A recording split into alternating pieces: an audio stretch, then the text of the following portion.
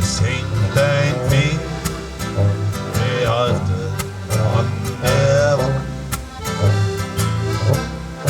Und der Sattel hängt gleich nebenan. Fragt ihr mich, warum ich traurig bin?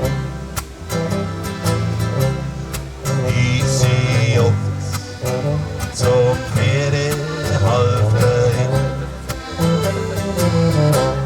Ich seh das Eisen, das mein Pony trug.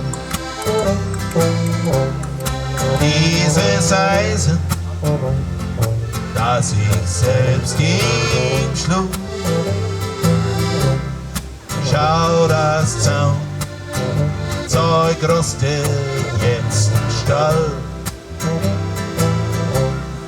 Doch ich seh mein Pony überall. Er war mein Freund, ich habe niemals einen anderen so verehrt. Nur ich alleine kenn den Wert. Ich sprach zu ihm, wie man nur zu einem guten Freunde spricht. Seinen Platz in meinem Herzen verliert er nie. Hängt das Halfter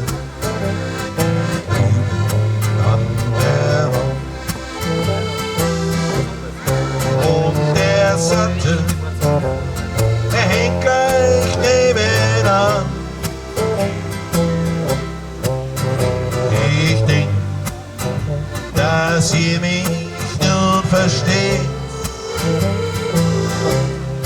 warum mir sein Ende